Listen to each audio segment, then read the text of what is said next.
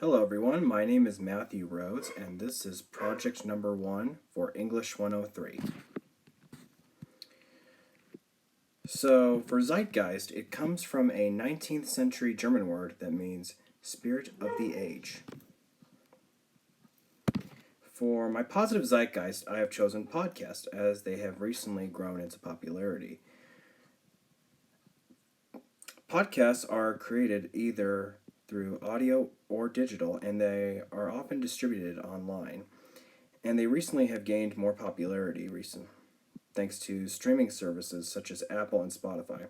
They often range from interviews with people, comedy, drama, and politics. And these podcasts I have chosen include Pod Save America, The Daily, Office Ladies, Bill Burr's Monday Morning Podcast, as well as The Joe Rogan Experience, which have often been ranked as the top most popular podcasts. For cultural productions of podcasts, a lot of it has to do with streaming with Apple and Spotify, along with SiriusXM, which are often the most popular platforms for podcasts. Along with that, social media has had a massive influence on podcasts, largely because they're often advertised, and some people are often sharing clips of podcasts, which often helps with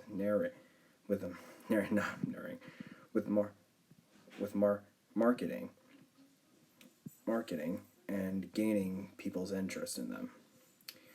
Live tapings and recordings have also helped because if podcasts are more popular, they're often touring around the country or the world with people going to see live tapings of podcasts. I myself have gone to a live taping of a podcast, and it is a really great experience.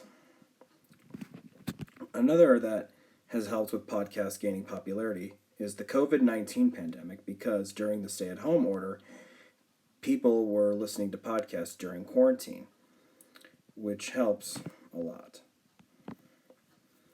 The main positive outcomes of podcasts mostly come from gaining new information, which is something that podcasts can do, is help the listener gain new information on topics, whether it be entertainment, history, or politics, or even movies and TV shows. Another way is listening to someone's perspective on various topics. One of the reasons I enjoy listening to podcasts is because I enjoy listening to other people give their perspective or their point of view when it comes to various topics. Another way is them being a form of entertainment. Podcasts don't just happen to be one or two people just sitting in a room talking. They also happen to be others, such as the true crime, which has been one of the main popular podcasts as of late.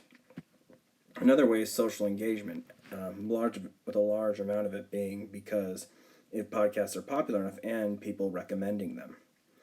Another way is their way to manage mental health. According to a recent study, people who have listened to podcasts tend to have better mental health because of the podcast they listen. And there are plenty of podcasts that actually do talk about stuff like self-help, how to do better, and also, as well as motivation and giving advice. And also another way is that they are raising awareness for social causes. They often have podcasts that talk about stuff such as climate change, as well as what can we do in our current political landscape.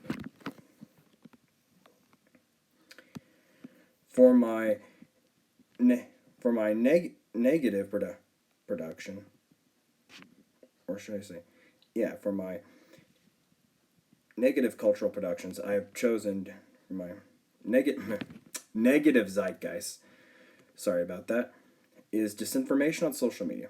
And disinformation on social media has recently become a huge problem because of how easy it is for some information that usually is not true gaining more momentum because of where it is posted. And people will often hold on to what they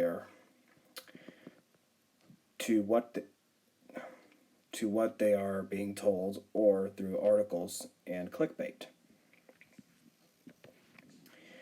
One of the cultural productions of disinformation on social media happens to be the 2020 election results, with many of those who supported President Donald Trump believed that the election was stolen and that Trump was actually the winner of the election. But instead, it was actually Joe Biden who won the presidency, with many claiming that Trump had made his supporters believe that he's the winner. I don't know if many of you remember, there were the hashtag Stop the Steal as well as Trump won, which also did result into the Capitol riots on January 6th. Another is the COVID-19 vaccine. And at the time the COVID vaccine was distributed, there were many people who were posting misinformation or disinformation about the vaccine, claiming that it was not tested or that it was doing more harm, that it was going to harm people. And despite it being debunked by scientists and doctors, people still to this day continue to believe the disinformation, with many believing that the CDC and that Dr. Anthony Fauci are lying about the vaccine. It also goes into the COVID-19 pandemic, where many people were spouting articles or posts telling people that the COVID-19 pandemic was nothing but a big government hoax and that masks do not work at all, which is something that has still continued to this day. Now, for the main negative outcomes when it comes to disinformation on social media is easily falling for reports that aren't legit, which is something that I have met several people who are often known to fall for these articles, which results in them sometimes believing in them.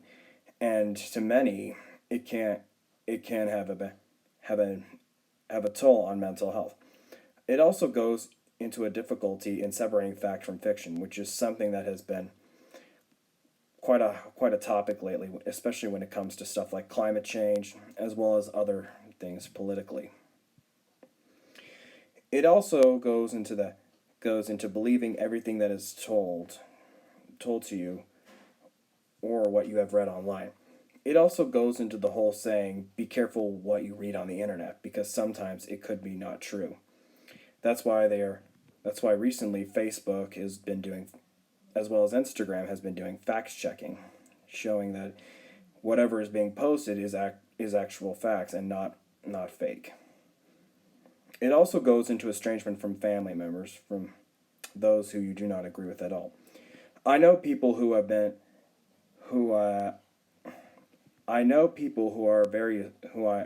estranged from because of what they have read online, and they tend to use it towards me in not a great way. Which is why you should always be careful of what you post on social media. The end.